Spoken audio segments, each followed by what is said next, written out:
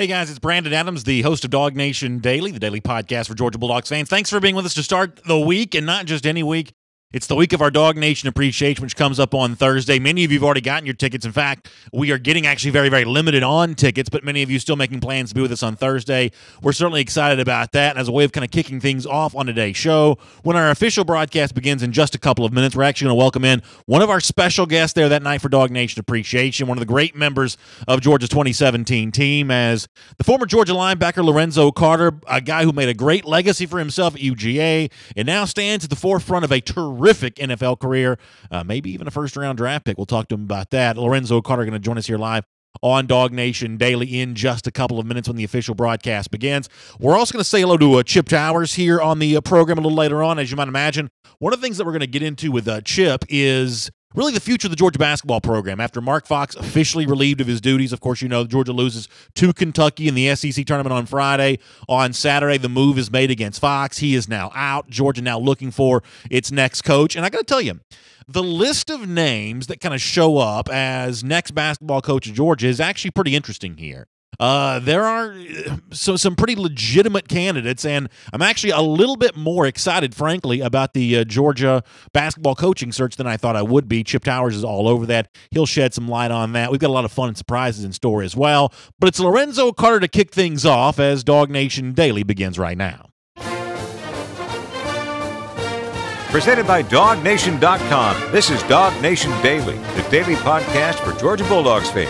Here's your host, Brandon Adams. By now, you know how excited I am about DawgNation Appreciation, which comes up on Thursday this week at the Coca-Cola Roxy Theater there at Battery, Atlanta. It's been really gratifying to hear from so many of you who are also excited about being there as well. And, of course, the reason why you're all looking forward to it is because of the distinguished lineup of special guests that we have, and we're lucky enough here on DawgNation Daily today to kick things off on a Monday with one of those special guests, Lorenzo Carter, joining us Thursday at DawgNation Appreciation, and right now here on DawgNation Daily. And Lorenzo, let me say welcome into our program. How are you doing today?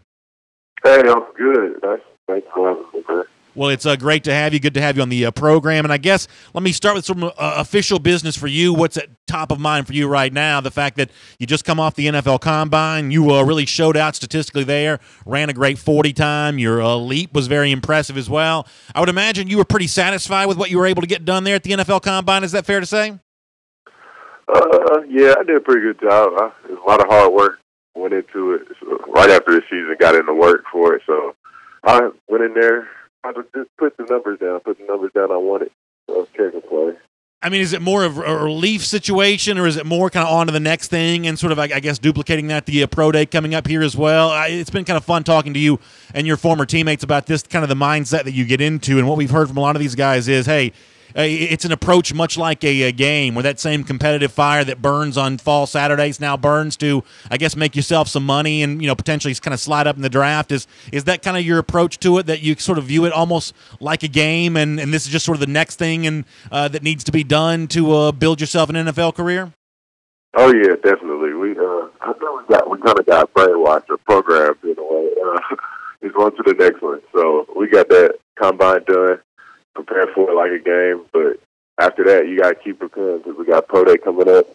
And you just want to keep making sure you put your best foot forward. So that's what I'm sure all my guys, all of us, been working hard the same. We might take like a day off, but we back to the grind. Well, speaking of being, I guess, conditioned in a certain way at Georgia with Kirby Smart, one of the things that he wouldn't ever want you guys to do is start reading the press clippings, rat poison, he and Nick Saban like to call that. But when you do look at some of those mock drafts, you do see your name showing up in some of these first rounds. Is that the kind of thing that you allow yourself to consider? Obviously, you'd like to be a first-round pick, but how much do you allow yourself to think about the possibility of being one of the first 32 guys picked? Yeah, I mean, that's the goal. That's when I came in looking forward to just having a chance to be a first-round pick. Just having a chance to play in the NFL. So I don't read too much into it. Personally, I haven't seen any of the mock drafts, none of them since they came out. So I think Coach Smart has to be on that one, too. I mean, there's no point in reading all this stuff because nobody really knows what's going to happen. It's always up to the GM. But, I mean, I just try to keep going out there and put my best foot forward, just present myself well.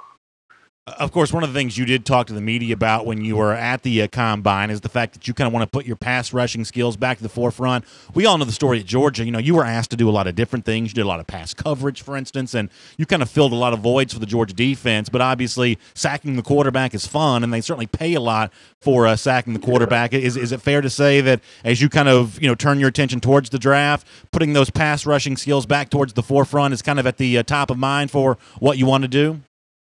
Oh yeah, most definitely. I was pass rusher. I want to get to the quarterback. So I mean, I can do a lot of things well, but pass rushing is what I want to do. I want to be able to put my hand in the dirt, go get the quarterback, standing up. It don't matter. I just want to go. So yeah, that's definitely what I want to show. Is fine pass rushing skills. Now, you come back to Georgia for your senior year, and, you know, you guys talked about the notion of unfinished business. And when you thought ahead of that final season in 2017, did you ever imagine that it would all work out as well as it did? You know, SEC championship in the college football playoff. It was a dream season for many fans who kind of went along with you guys every step of the way.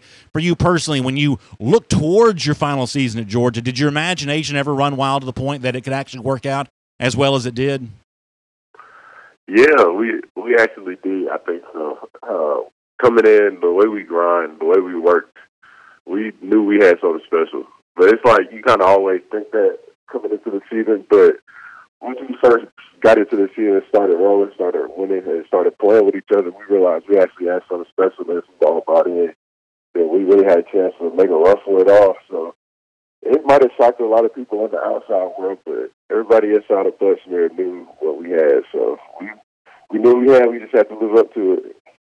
And, of course, at DawgNation Appreciation coming up on Thursday, you're going to be there with a lot of your former teammates, Davin Bellamy, kind of your partner there at the outside linebacking core, Lorenzo, Roquan Smith, the Buckus Award winner, also in the defense with you, Sony Michel, Nick Chubb. And it certainly seemed like you guys, kind of the leaders of the team, that you had a special bond with each other, that in addition to, you know, being good and winning games, you guys also seem to be enjoying and enjoying the time you're able to spend around each other. I mean, would you mind, for those of us who didn't get a chance to be in those locker rooms and didn't get a chance to be kind of behind the scenes, would you mind telling us a little bit about what the bond that you had with your teammates was like and how much fun it was kind of going through all of this with guys that certainly from the outside appeared to be friends? Yeah. Because a lot of times there are a lot of teams out there that don't have as close of relationships as we have. And one thing I'm proud to say about our team is we're always just a family, and we're brothers first. So it don't matter if you're out there on the field, you need help, or in your house, your car won't start, something, you know you can call anybody on the team. And then our leaders, like you said, me, Bill, Roquan, Tony, and Chubb, even other guys like Dom, Isaiah Wynn, we got a team full of leaders. And when everybody just accepts their role and just plays their part, I mean, it goes pretty smooth. I mean, everybody's pretty friendly, too. You got Chubb, he's quiet. Sony's a little quiet, too. But in the locker room, everybody opens up.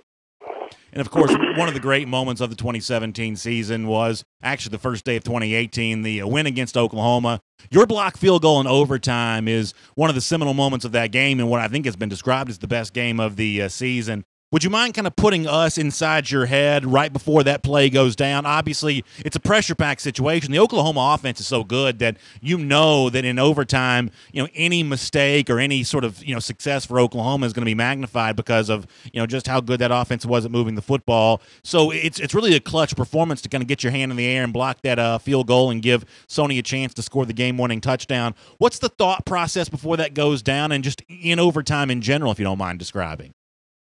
Yeah, crazy game.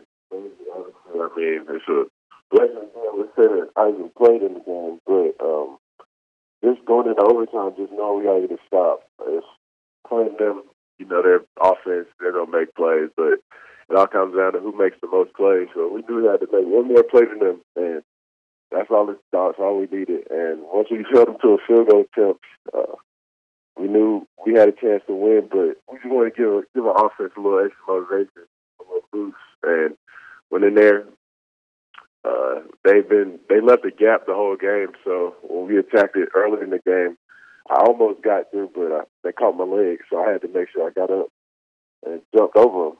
So once I saw the opportunity, ran and jumped through and tried to reach my arm out as far as I could. I hurried and jumped it.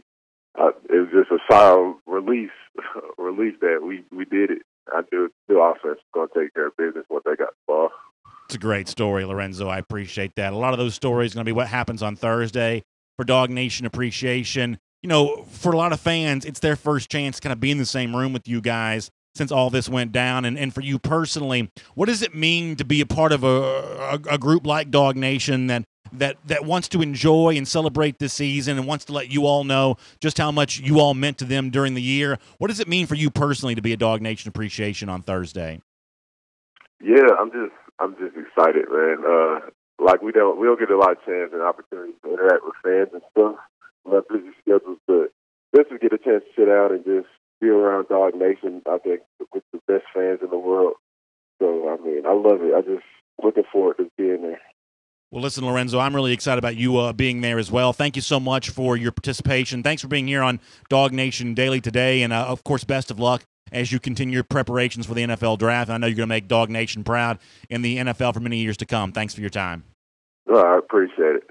Great stuff there from Lorenzo Carter, the former Georgia Bulldog, a part of DawgNation Appreciation coming up on Thursday. And the great news here is, you know, one of the big things about DawgNation Appreciation is the autograph element of it. Of course, we've had VIP tickets that sold out almost immediately with the three original guests, Nick Chubb, Sony Michel, Roquan Smith. Those VIP tickets that included autographs with all three of those guys got scarfed up so quickly. We said, you know, we got to have more autograph opportunities for people who want to be there and people who either just couldn't get on the VIP offer, and that's what Lorenzo Carter is going to do. He's going to step up and say, "I'm going to sign autographs." And this is for anybody who can get there, starting at 6 p.m., including even our general admission guests. Lorenzo is going to be there in our sponsor village, going to be signing autographs at no additional charge. You could even bring an outside item in to get Mr. Carter's autograph there that day. So obviously, Lorenzo's got some great stories to tell, and that's going to be a part of our actual event. He's going to be on stage telling some of those there that evening, but also starting at 6 p.m. while time allows, he's going to be signing autographs at no additional charge in our sponsors village. Just a great reason why DawgNation Appreciation coming up this Thursday is going to be so much fun, and why if you haven't gotten your tickets, you want to go to DawgNation.com and do those right now. And with that, let's get on with the rest of our program. Of course, my name is Brandon Adams. This is DawgNation Daily, the daily podcast for Georgia Bulldogs fans. And what a way to begin the show with Lorenzo Carter on it. And we want to thank all of you for being with us today, whether you watch us on video, the DawgNation Facebook page at 10 a.m., the YouTube Facebook page at the same time. That's the two video options for catching the show live. You can also hear us on the radio every day at noon on Athens Sports Radio 960 The Ref, and in podcast form, Apple Podcasts, the Android devices. We post the show at the world-famous DawgNation.com. We are really glad you are with us here on DawgNation Daily today, and really excited about seeing so many of you in person on Thursday for our DawgNation Appreciation. You can go to DawgNation.com, and you can get your tickets. The tab is right there for you at the top. Just click into it. I understand there are a couple, and I mean a couple of premium tickets left, which include an autograph from Nick Chubb, Sony Michel, or Roquan Smith. General admission tickets are for sale. The great news on them is they start at just $49, and they do include at no additional charge your chance at getting an autograph from Lorenzo Carter while time allows. Also, Davin Bellamy going to be there signing his Humble Yourself t-shirts. With the purchase of a Humble Yourself t-shirt, you can get an autograph from Davin. You can also get that on an outside item from Davin Bellamy if you want to as well, while time allows for that. Excited about having these 5 former Georgia players as a part of DawgNation Appreciation coming up on Thursday, and excited about seeing you there as well. I will remind you, by the way, that Marlowe's Tavern also going to be a part of our sponsors village before the event goes down, and Marlowe's giving you an opportunity right now. If you weren't able to get in and buy your DawgNation Appreciation VIP tickets while they were for sale, Marlowe's is still giving you a pair away. You can text the word Marlowe's, that's M-A-R-L-O-W-S, to 24242. Text that word, Marlowe's, no apostrophe, just the word Marlowe's, to 24242 for your chance to win 2 VIP tickets to DawgNation Appreciation. When you text, you'll get a link back. That link serves as your registration. The registration closes on March 13th, and the winner is going to be drawn on March 14th. So get in on that for the DawgNation Appreciation VIP ticket giveaway, courtesy of our friends at Marlowe's Tavern. Let me also say one more thing about DawgNation Appreciation before we get on with the rest of the show.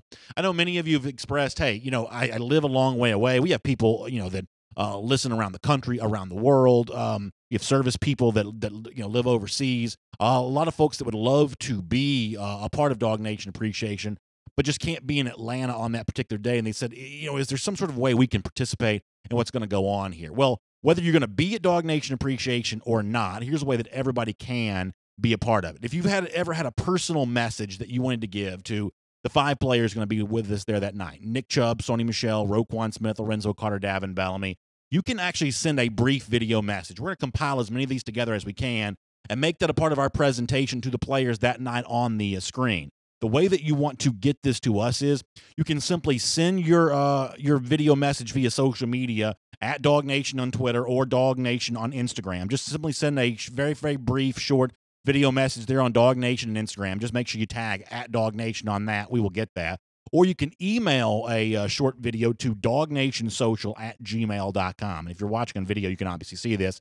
If you are not, let me read it one more time. It's DawgNationSocial@gmail.com. That's the email address to use to send your video message. Or please hit us up on Twitter or Instagram at DawgNation. You can kind of get in on that, and we'll look forward to sharing a bunch of those on the stage there that night at DawgNation Appreciation coming up on Thursday. We'll talk a lot about the basketball coaching job and the coaching search that's ongoing for Georgia when Chip Towers joins us here in just a moment. Before we get to that, though, I do want to remind you that, when you come up on this March time of year, there's a boatload of money that can be made betting on the basketball games at MyBookie. If you haven't checked them out, this is the perfect time to get in the action on that.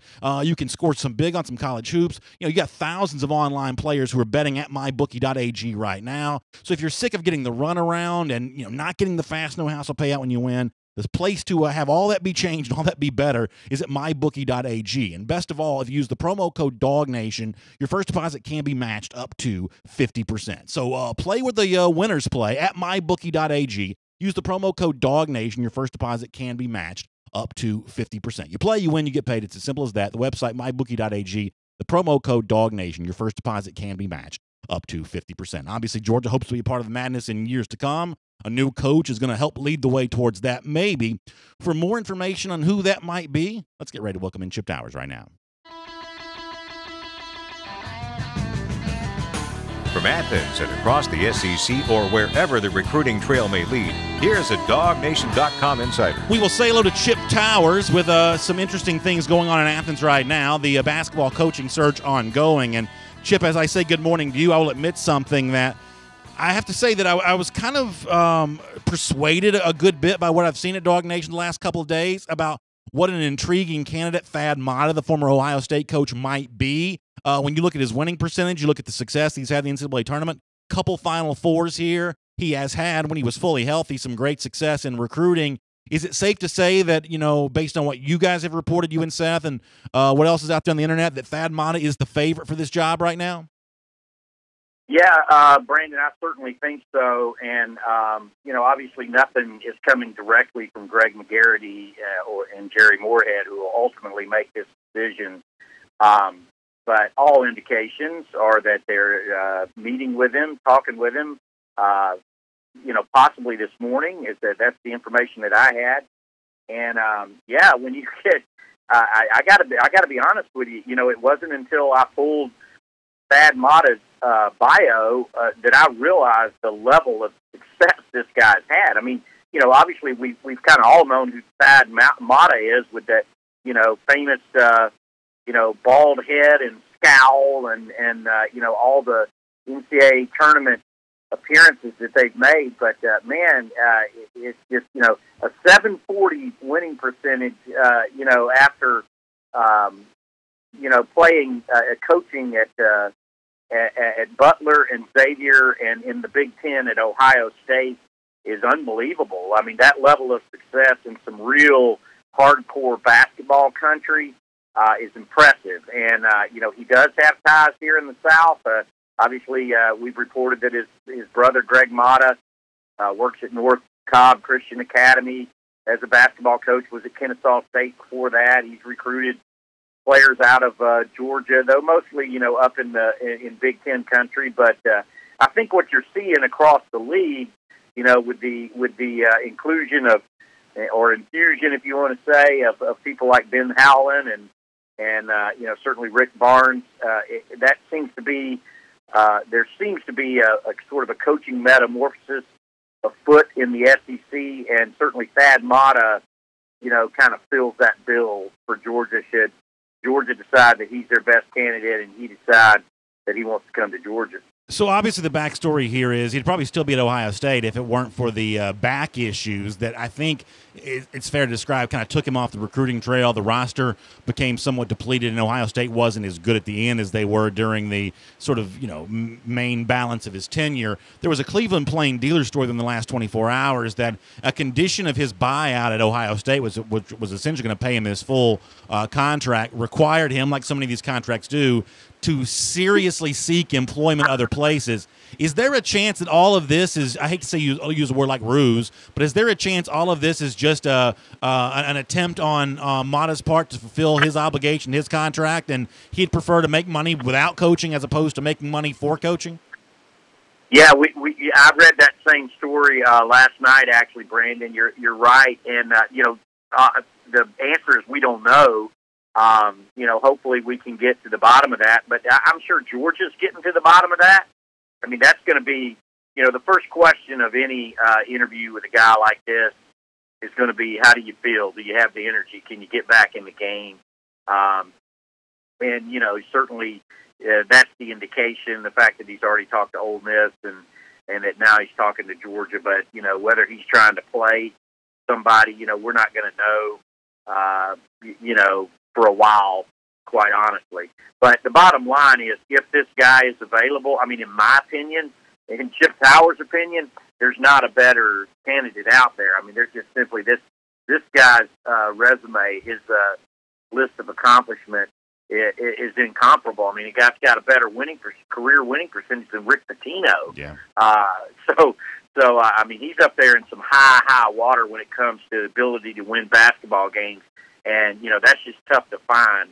And there's a reason, that he's out there. And the other thing about the Cleveland Plain Dealer, they don't tap dance around it as much as some other reports. They call him being fired.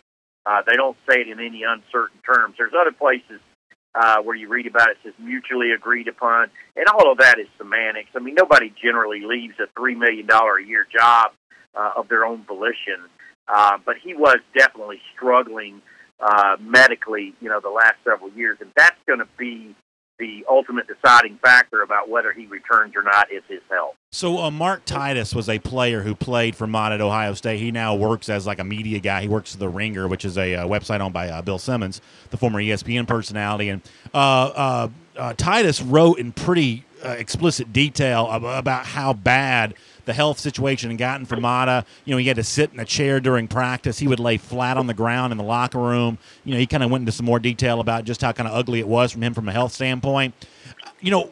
Would you mind sort of describing to us like the vetting process that McGarity and the Athletic Association might go through to determine, is he healthier now? Because obviously if he's healthy, he's a very good coach and a resume the likes of which Georgia's probably never had before coaching the basketball program, or at least in a very long time. But if he's not healthy, all of this may just be a big waste of time. What's the process they're going to go through to find out if he truly is feeling better?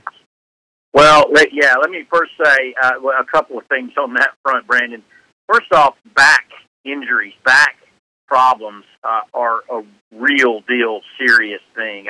Anybody who's had anybody in their life who has dealt with back problems, back issues, or particularly had back surgery, I'm not sure I've ever heard of a successful back surgery. Maybe some of your commenters on there can weigh in on that later, but it's just a really difficult part of the body, and if you ever end up having problems, I don't wish them on anybody. My father had them, and my brother had them, and both of them had surgeries, and it's just a very, very difficult thing to go through. Now, that said, with regard to Thad Matta, if all our information is correct, and let's be clear, my information is that Thad Matta is meeting with Georgia today, okay?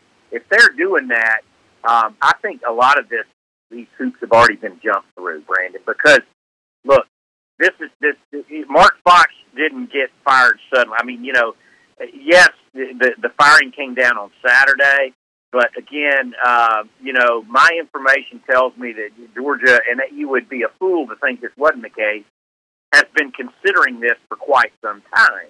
And if you are, then you're doing work behind the scenes. And I would think you wouldn't get to a negotiating table or to a meeting table with Thad Matta without already having a third party go down this road fairly extensively. So that's where I believe that it's not a ruse. That Georgia's got no time to waste, and Georgia's going to waste no time. So I think if they're having discussions, it's been vetted already. And if it hasn't, it'll be vetted fairly quickly. I would imagine they would ask for medical records. I would imagine they'll ask hard questions, in person, and make sure that all that has been taken care of. Because at the end of the day, you see it with Kirby. I think a lot of us forget about, the physical demands of a job like this, because you're not just, standing on the sideline and coaching for 2 hours during a basketball game. You're on planes, you're in rental cars, you're on your feet, you're moving all the time, and, health and fitness and wellness are a big part of any job that has the responsibilities that come with it like this. Chip, I want to follow up on that. Before I do, let me squeeze in one more thing here to take care of some business for some folks who would love to have a question asked to Nick Chubb, Sonny Michelle, Roquan Smith, Davin Bellamy, and Lorenzo Carter at our DawgNation Appreciation coming up on Thursday. Kroger's got a chance for you to do that. You can submit your Kroger fan questions to be used at DawgNation Appreciation. If your question gets picked, you're also going to win a $25 gift card courtesy of our friends at Kroger. Simply submit your question at KrogerFanQuestion@gmail.com. That email address one more time, KrogerFanQuestion@gmail.com. All right, Chip, back to the subject at hand here. Erica Allen, who's watching us on Facebook, had an interesting comment a moment ago. She said, I don't want a coach that doesn't have a strong TV presence and a lot of stamina being the Georgia basketball coach. Now, the stamina thing you just addressed, and I think it's either true or it's not in terms of, the vetting that Georgia's done. I agree with you that they wouldn't be going down this road if they didn't have, some strong sense of vetting on that. But how about the TV presence for a moment? I mean, I find it striking that even though the resume for Mata is what it is, there's more buzz about a guy like Rick Pitino, who for a million reasons is not even a consideration for Georgia. I mean, what do you make of that? That Thad Matta's a good coach, but maybe not the most charismatic guy in the world. And for a Georgia program that's obsessed with football, the fan base has a tendency to want to disregard basketball. Is Mata enough of a charismatic figure, the way that Rick Pitino obviously would be, to make people who are on the fence about Georgia basketball care about this subject? Yeah, all due respect to our fair commenter, I think they're not giving Thad Matta his just due. I mean, if you've ever watched him in action when he feels well, that guy's about as animated as they come on the sideline. And look, at the end of the day, all of that other stuff is window dressing. It's about winning in basketball, and this is a guy who knows how to win. I mean, I cannot emphasize enough a 740 winning percentage coming out of Butler, Xavier, and Ohio State. I don't care what your TV presence is, what your physical characteristics are, if you're in a wheelchair or you're standing upright or you're on a stool like Ron Hunter. It's all about coaching, and that's what it's about. It's about getting everything you can out of the players you have and being able to scheme up against a much higher basketball coaching acumen in the league than you've had in previous years. I think that's ultimately caught up with Mark Fox. I think Mark Fox is a fine X's and O guy. Ultimately, personnel did him in, but what happened was he outfoxed everybody for those years when they were winning 61 games in 3 years. But then the rest of the league, raised their basketball aptitude, and that made it more difficult. And that's why you saw 8 teams in the SEC this year. It's just a better basketball conference. You need to be able to fight fire with fire. You got to have somebody who knows what they're doing. And I don't care what his TV presence is. And let me tell you, with regard to Rick Pitino, and you addressed this, but, all due respect to the guy's coaching acumen, again, I mean, he's a great coach, and he's an unbelievable presence, and he's a great name, but he's also 15 years older than Thad Matta, and he's a radioactive pile of waste in the middle of an FBI investigation that Georgia's not going to get anywhere near.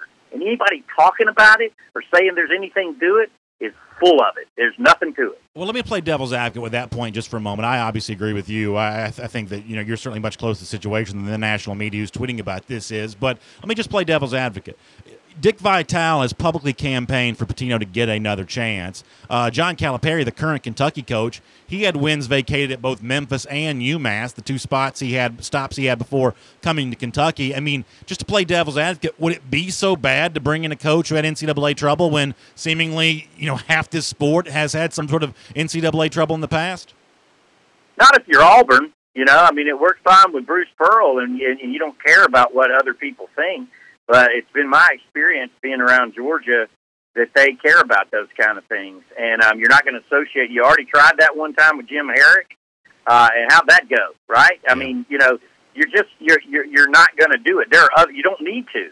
You don't need to subject. I mean, there was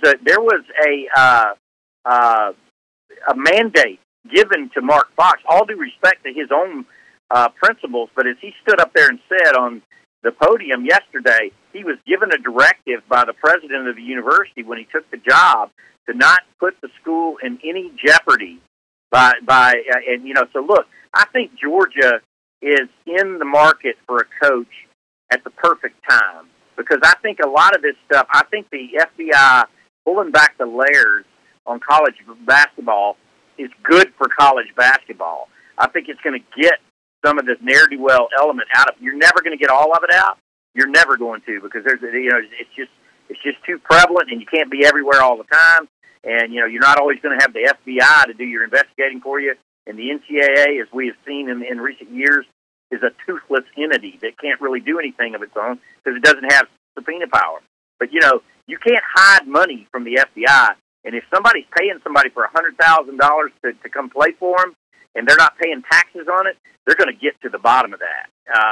So I think, and I think Rick Pitino, I think Kentucky, Louisville, Duke, North Carolina, I think all of these programs have lived off of this,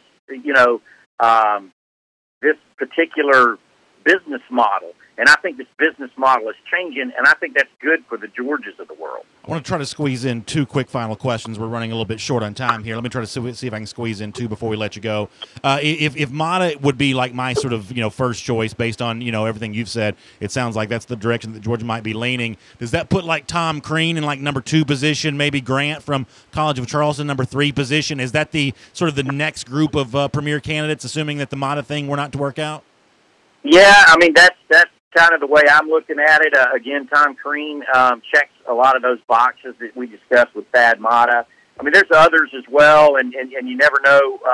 Georgia's not the only one in a market for a coach, so it's it's a competitive market out there, and it's you're going to have to compete with others. So it's not all about whether you want somebody and they want you. It's about who else wants them, and then it becomes a market situation. And look, while Georgia, they have, all the money in the world and that kind of thing, but they're in a budget cycle right now, quite honestly. You got over $100 million worth of building projects and everything going on.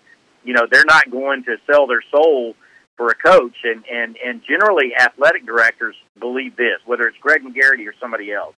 They believe good coaches come in all shapes and sizes, and they believe that there's up-and-comers who can do it, and there's, established people. So, I think the Earl Grants of the world at College of Charleston are going to at least get vetted, if not interviewed.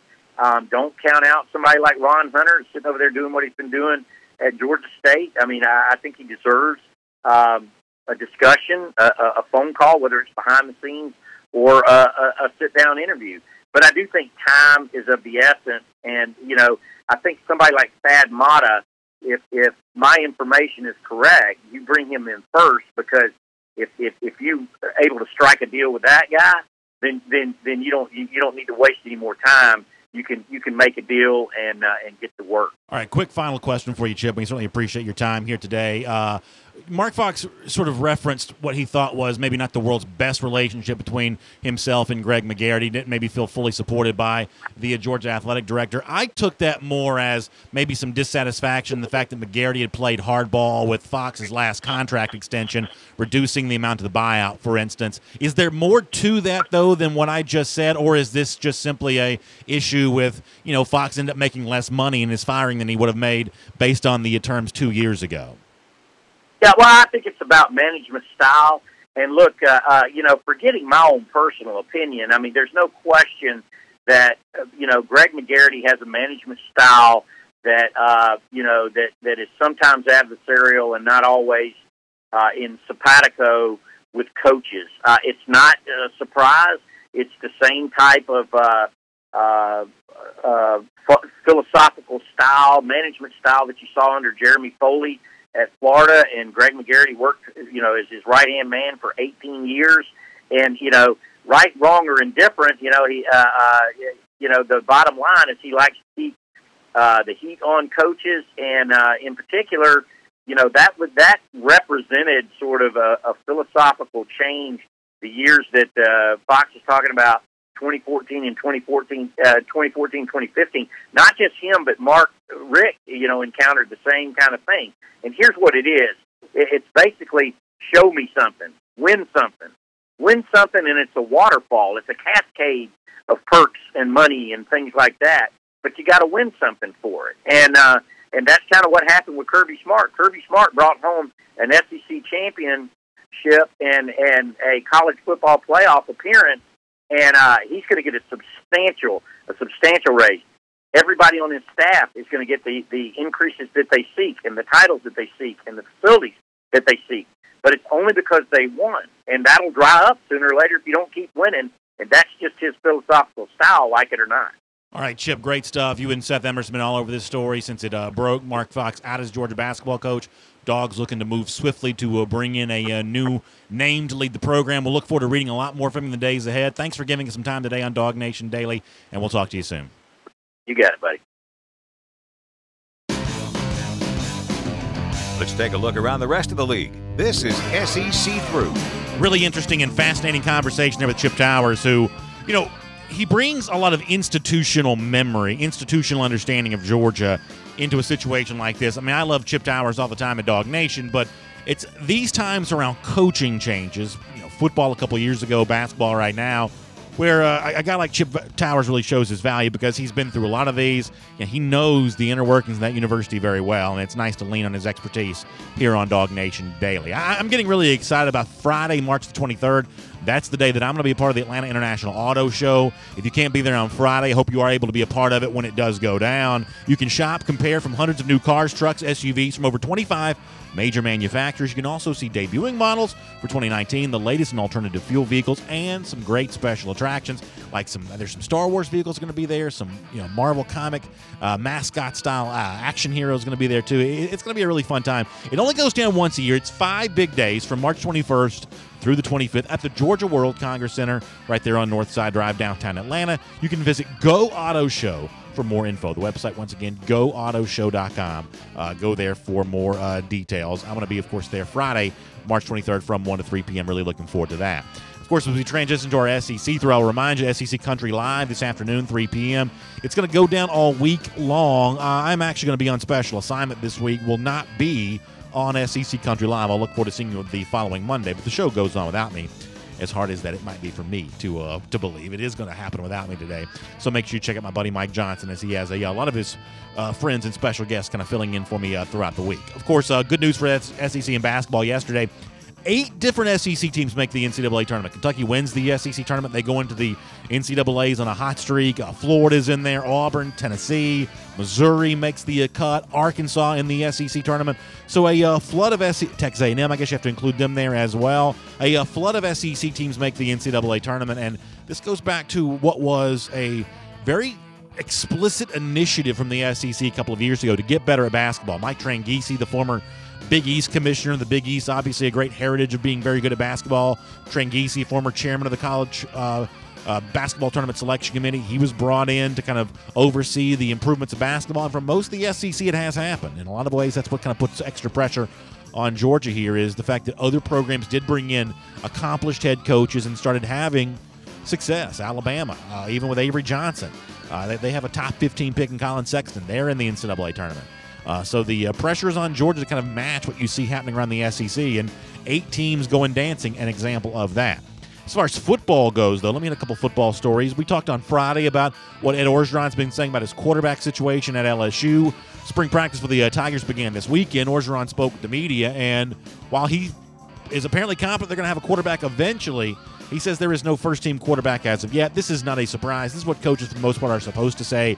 Unless they have an obvious starter, an obvious leader for the job, you're supposed to make the competition open. Now, I think it's going to be very hard for Lowell Narcisse, one of those freshmen they signed in 2017, to beat out Miles Brennan, who did play a decent amount in the 2017 season. I think Narcisse starts off on a bit of a uphill climb, and I think it speaks poorly of Brennan that even though he is the experienced guy here, he isn't more of a favorite to win the job than he is. But Orgeron is still seemingly confident he's going to find a quarterback, so we'll see if he's able to do that. Also, some LSU news here. Terrence Alexander was a cornerback at Stanford. You know, we just saw Keller Chris, the graduate transfer quarterback, transfer to Tennessee, and LSU is now hosting Terrence Alexander. My assumption is this is a direct response to LSU not getting Patrick Surtain for the class of 2018. They need help at defensive back, which is an unusual thing to say about LSU, but Alexander would certainly bring that. I always like transfer players. I especially like transfer players from programs like Stanford because David Shaw's a great coach. That's a smart guy, and you would imagine that Alexander, or he to come in to a place like LSU, is going to bring in some football knowledge because he's been coached by a pretty good group there in Palo Alto. Tennessee, a couple stories here. I thought Jeremy Pruitt had some interesting remarks. He was asked about Chris Weinke, former quarterback at Florida State, now running backs coach at Tennessee. And Weinke, for the most part, doesn't have that experience coaching running backs, but Pruitt doesn't seem to mind saying a couple things. A, coaches can coach. I completely agree with him on that. I don't think it really matters what position you coach. I think these position coach jobs are more about, can you recruit? Can you bring in players? And, Weinke certainly, I think, going to be able to do that given his ties to a program like IMG Academy. But he's also a smart guy. Pruitt said that, hey, one thing quarterbacks know can help running backs with is it's pass protection that gets you on the field, and Weinke can sort of teach about that, which is probably an interesting point. So we'll see how that plays. I think that's probably a pretty good hire. I'll also close out with this for the SEC through. Jeremy Pruitt also provided a bit of an update on Trey Smith. Now, obviously, we normally enjoy bad news for Tennessee here on DawgNation Daily. This is one example where we don't. Smith still not practicing. Has worked out with the team a little bit. His status for this upcoming fall, uncertain. He's not going through spring practice because of an unspecified medical issue. Trey Smith's a very good player, and you hate to see something like this take a guy off the field. I wish this young man well. I hope he's back playing again. I think the SEC's better with him, even if it's one of Georgia's rivals we're talking about here. Trey Smith is a good dude and a terrific football player, and I hope his medical stuff gets behind him so he can get back on the football field very soon. We'll make that your SEC through. And as we get ready to wrap up this edition of DawgNation Daily, a couple things to remind you of. As we've been saying, DawgNation Appreciation goes down on Thursday. Get your tickets at DawgNation.com. We would love, though, to have you, if you can't be with us there that night, or if you just want to do this in addition to being with us in the building, to submit one of those videos for us to play during our broadcast that night.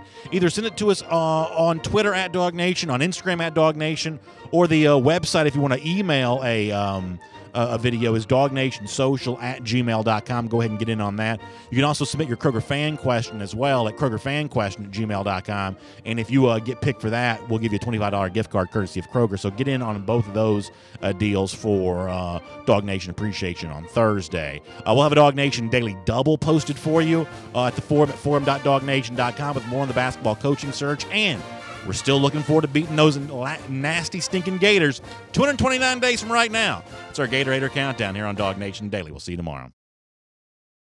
All right, we have time for questions. A lot of basketball on the show today. Some of you probably did not love that. I am certainly aware of that. But we did want to do due diligence on the basketball coaching search front here today.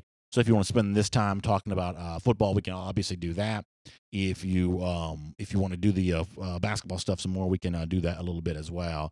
Randy Hall says prayers up for Trey Smith. Yeah, I am so appreciative that DawgNation sees that the same way that I do. I had a chance to meet Trey at a Touchdown Club of Atlanta event a little bit more than a year ago, last January, not the most recent January, but January of 2017. And this is a sharp guy. This is a guy who was starting his college career with a very well thought out agenda for what he wanted to accomplish. And, I think that we all have these guys that we see Georgia play against, and you have immediate respect for them as young men and players. And Trey Smith is an example of that. And right now it's a medical issue that's keeping him off the field. They're not saying too much about it, but man, you want that young man to be able to play. And for Jeremy Pruitt, who obviously Georgia fans know well, this is a tough start to his coaching tenure, having to go through the spring without Trey Smith, I think the unquestioned leader of the offensive line, if not the offense overall. Ryan Wilbank says, I forgot daylight savings time. I missed the whole show. Let me tell you something, Ryan. I am 1,000% jealous of you. If you've only on Monday at 10 a.m. discovered daylight savings time, that means you're having a lot more fun on the weekend than I am, apparently. Eric Moody says, your thoughts on Richt coming back as athletic director in the future. I think that the future for Georgia, or not just Georgia, but just college, sports in general, I think that athletic directors are going to come from more of an administrative background than a coaching background. Take Tennessee, for instance, that has Philip Fulmer as AD right now. I think that Fulmer is going to be an unmitigated disaster as athletic director because I don't think that's what he does. I think that, how like sometimes with the books you have the stated author, but the actual text was written by a ghostwriter. We're familiar with this. The only way that Philip Fulmer as Tennessee athletic director can work is if the actual work is actually underwritten by somebody else, that he's just the ceremonial athletic director, but the real administrative duties are handled by somebody else. That's the only way this can work, because I don't think that coaching prepares you for what athletic director jobs are now. And, if at some point in time, if Georgia was facing some sort of PR issue and you had to kind of clean up that PR kind of the way you had at Tennessee, and you had to bring in sort of a lovable face to put on the program, then Rick would obviously, suffice for that. But in terms of actually rolling up your sleeves and doing the real administrative work, that takes somebody who, kind of has some administrative background. This is mostly about crunching numbers and handling budgets and managing that kind of stuff. And, with all due respect to, what Chip said about Greg McGarity a moment ago, that he rubs coaches the wrong way a lot of times, there's an aspect of administration that does run, that is going to rub all coaches the wrong way at all times. I mean, listen, for the most part, people don't like their bosses. And the more a boss acts like a boss, the more irritating it kind of gets. I mean, Greg McGarity is unpopular. There's no denying that, the Georgia athletic director. But I've always viewed that a certain portion of McGarity's lack of popularity was due to the fact that he's an administrator, and the act of administrating in itself is not popular. Nobody likes high school principals for the most part. They rub people the wrong way. On and on you could go in terms of bureaucratic government type people. People who and handle insurance, things like that. I mean, administrative tasks just by their nature are sort of unpopular because a lot of times it is about micromanaging. A lot of times it is about sort of, tedious, do this, don't do that kind of stuff. And for the most part, we want freedom and autonomy, but administrators are there for are there for a reason.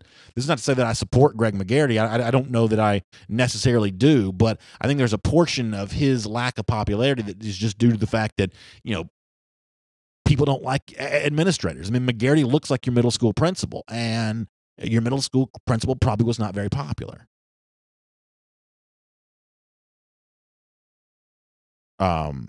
Joey Stripling says, amen, BA. I'm sure the fans are cringing with the fact that Phil is the AD and he and Pruitt will butt heads at some point in time if they've not already. That's exactly right. You have a big, powerful personality like Philip Fulmer, who knows Knoxville very well, knows how to get into the media, and knows how to communicate to reporters, and he does that a lot. Jeremy Pruitt is I believe, a bit of a hothead. I think a guy whose demeanor is very much in question in terms of, is he going to be able to handle the job of being a big-time coach in the SEC? Does he have the right demeanor for that? I do think it's a recipe for disaster, those two guys butting heads together. I mean, I think that ultimately what I want to see the job description for an athletic director be, if I'm an SEC guy, is not just at Georgia but other places, you are a good athletic director if you are capable of giving the football coach what he needs to be successful. This thing of, how well you manage the other sports or whatever. For the most part, those sports only exist because the football team funds them. So, I mean, let's not pretend that, a huge portion of McGarity's job is supposed to be, taking care of the track and field and things like that. I mean, his job for the most part is keeping Kirby Smart happy. And I think that's the same thing with the other athletic directors as well. And to the extent they can do that, then they're good ADs, I guess. But the idea that, there are superstar coaches, I don't know there's any such thing as a superstar AD. The more an AD tries to put himself out there as a superstar, I think the more that ends up being a problem for the school involved. Kevin Blackman says, I'm just glad we got Kirby Smart. Yeah, I mean, hiring coaches is an inexact science, and y'all can go and search. I mean, people every now and then will hit me up on Twitter about this, and one day we'll probably do an episode of DawgNation Daily on this, but y'all can go and search for a column that I wrote back when I was writing some around here for DawgNation when Kirby Smart got hired, and I essentially listed all the reasons why it was likely not to work. And obviously that couldn't have been proven more wrong than it's turned out to be, and I'm never been more thrilled about being wrong. But, it's easy in the aftermath to say, well, it was obvious that Kirby Smart was going to be this juggernaut. But at the beginning of that decision, I don't know that it was necessarily quite all that cut and dry. I mean, I think that there was some reason to doubt and some reason to make a case for a guy like Tom Herman, who had been a head coach. Some other guys, maybe more offensive minded, given what had been working in college football. And yet the Kirby Smart thing was a grand slam home run. And when you look back with the perspective of the last couple of years on that, the 3 recruiting classes, the 2 seasons on the field, you just sort of, I guess, wipe the sweat off your brow and say, wow, thank goodness that it all worked out the way that it did, because hiring coaches is not easy. Michael Toomer says, can Kirby recruit for the basketball team? I think that's a fair question. I mean, does Alabama get Colin Sexton if not for Nick Saban? I mean, for the most part, Alabama is not nearly as good at other sports as football. It's not really a well-rounded athletic department for the most part. It's kind of a football-centric athletic department, but they are getting better in basketball here. Avery Johnson was a coach who went to the NBA Finals. I don't know, if he was ever NBA Coach of the Year or anything like that, but he took Dallas to the NBA Finals. I mean, he was a famous coaching name, certainly, in the NBA. He's at Alabama now. Colin Sexton, who's going to be a lottery pick, is at Alabama now. Do you have that kind of success with those guys on the floor? And it's relatively meager success, but it's more than Georgia has. Do you have that if not for Nick Saban's presence in the football program? I mean, I don't think it's unreasonable to say that, the old cliche about a rising tide lifting all the ships, the Georgia football success, maybe it does propel more interest to the basketball program than you otherwise would have. Jennifer Stevenson Fleming says, I think good basketball players want to come to Georgia because of how successful the football team is too. Yes, so you may be right about that, Jennifer. Could be. Jason Hauver asking about how massive the SEC payouts are going to be this year from the bowls with 2 SEC teams in the college football playoff final. The truth is, I am not a financial expert when it comes to stuff like that. I know each SEC team got about $44 million. Is that what the payout was a year ago? Does it go up because of the 2 teams in the college football playoff? The truth is, I actually don't know. That's a fair question. Santiago Diarn says, how would you make our basketball team successful if you were the athletic director? Well, so here's what I firmly believe in, Santiago, that coaching stuff only matters so much. It's really about how you acquire the players. How do you get players to Georgia? And what I don't know is, given the landscape of college basketball right now, is it impossible to bring in elite players without doing the extracurricular stuff that Arizona's been accused of doing, that some SEC teams have been kind of mixed up in? Is it impossible to do that otherwise? So I don't know. That's obviously an issue that the people who know college basketball better than me are probably more well-versed in understanding. I feel like I understand football recruiting pretty well. That nature of basketball recruiting, I don't understand. I do know that name brands matter, and Georgia's name brand from a basketball standpoint probably ranks well below other teams in the South like Duke and North Carolina and Kentucky and programs like that. So therefore, you probably have to get a little creative, much the same way some of Georgia's opponents in football have to get creative with who they bring in on the roster, given the fact they can't get the same 4- and 5-star players Georgia can. In basketball, Georgia may have to get a little bit creative. That's one of the things I love about what Seth Emerson has said about Georgia basketball before is, how about you target shooters? If you've got to go the 3-star route, how about you find guys who are really good at shooting, and maybe guys who have an exceptional, basketball IQ. One of the issues I think we all have with Georgia basketball is it just at times seemed like the team was incapable of playing sort of a free-flowing offensive style. That Mark Fox was required to coach every dribble because the offense didn't function without everything being sort of pre-planned and pre-practiced. Can you find some high IQ offensive players who shoot and can play a free-flowing brand? Even if those are 3-star players, that's a more entertaining brand of basketball than what Georgia's played, and B, quite possibly more successful. Matt Silver says, any updates on D'Angelo Gibbs? So the only update I have on D'Angelo Gibbs is what we talked about last week, that he was seen in the video that of the Georgia players going to the Athens Boys and Girls Club. I take that as a really good... Excuse me, I apologize. I take that as a really good sign. I don't think that I don't think you put Gibbs in that video unless you thought he was on his way to working his way back onto the Georgia team. So I take that as a good sign. I don't think that's definitive proof that all is well here, and he's still not back in classes again yet, of course. But to me, this is, at least right now, playing out very much the same way the Trent Thompson thing played out a year ago, where Thompson also was not going through classes during the spring. But, there are opportunities to make up those credit hours. It's more about, getting physically and mentally prepared to come back and play football again. And my understanding is, my assumption is that D'Angelo Gibbs on his way of doing that. I think this is one of those deals where seeing him show up around campus is proof that maybe things are heading in the right direction, and you are seeing some evidence of seeing Gibbs around. I think that's a good sign. If we weren't seeing him at all, that'd be a bad sign, and in this case, we are seeing him some. Eric Moody says, did I just sneeze on Edward? No, I turned far to the right. Eddie's up here in the front of the desk. I gave you the turn over here. I tried to do the vampire move where you kind of, do like that, but sometimes I don't always do that. Randy Hall says we need to get Eddie the dog jersey. Yeah, we are definitely going to work on doing that. I actually have an idea for that, but it's going to take me a while to put it together. Matt Silver says, what about Natrez Patrick, too? Yeah, I mean, I've once again heard Patrick was also in that same video the other day. I have heard stories about Patrick, some of the young people that I know have bumped into him various places in Athens. So it seems like, he's on his way back, too. If I had to guess, I'm going to say Natrez Patrick is actually practicing in a few days. D'Angelo's not going to be doing that. My assumption is Patrick's going to be practicing.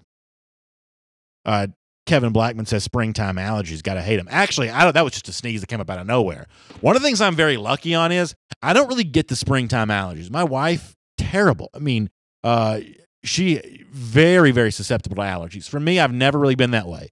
I really don't really get sick much at all. Now, I'm fat as can be, and I have some complications due to that. But in terms of like sickness and things like that, virtually never get sick. Randy Hall says Isaiah Wilson looks like a beast. Yeah, I'm really excited about Isaiah. I think he's got a huge chance to step up and really perform. Joyce Stripling says Eddie's going to be really fat after the Georgia-Florida game. He says there's going to be plenty of nuts for him to eat there. Yeah, Joy, that's a good thought. Junior Baker asking about Sundiata Gaines. I don't know if that's in reference to I'm not sure what that's in reference to, but obviously Sundiata, one of the great players that Georgia brought in from the New York area. One of those guys that really laid it on the line for Georgia, and a tough time too in the aftermath of the Jim Herrick era. Sundiata really put it out for Georgia.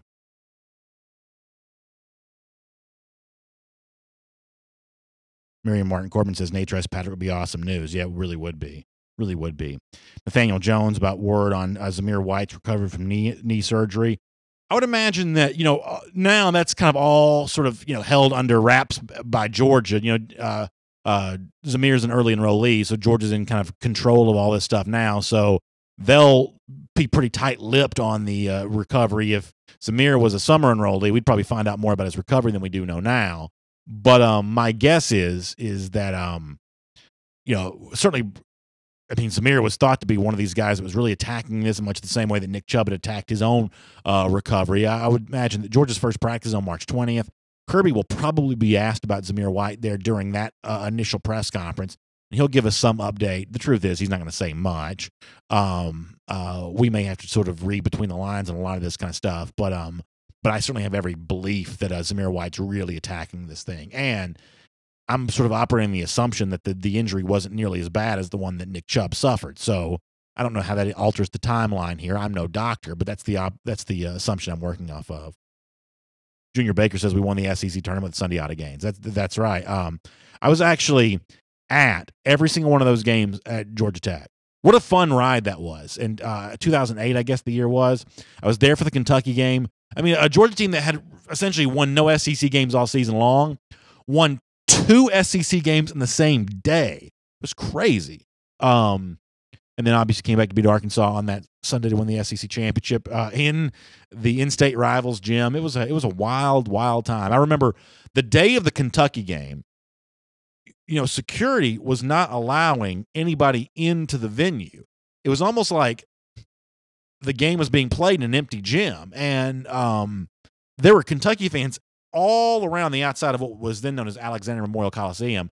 Had they been allowed to freely enter, there would have been chaos. It would have been like a sold out gym worth of Big Blue Nation just breathing fire on Georgia all day long. The result of the game probably turns out to be different. if that had been the case, because there were a whole bunch of Kentucky fans trying to get into the gym. Security would not allow them. It was a really, really weird time. I know they've done some, I think, documentaries on this.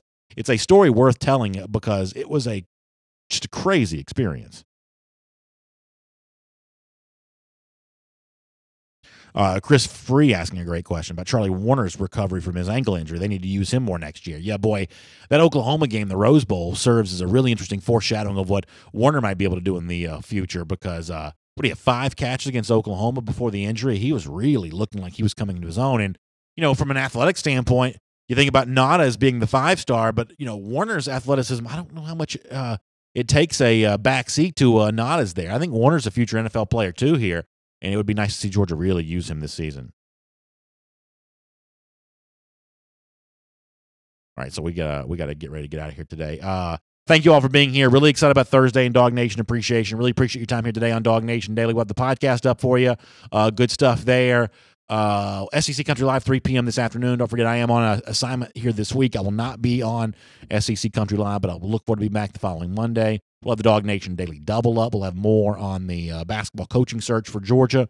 And we're going to have a fun week here on DawgNation Daily. We're really glad you're with us. We'll see you again tomorrow at 10 a.m., both on the DawgNation Facebook page and on the YouTube page. By the way, before we go, I have not checked in on YouTube today. That's a really bad job. Let me squeeze in a hello to our friends at YouTube before we get ready to get out of here. I apologize, y'all, for not checking in a little bit more than I have. Chris Kaysen, thanks for watching. Hard Times 57, thanks for weighing in.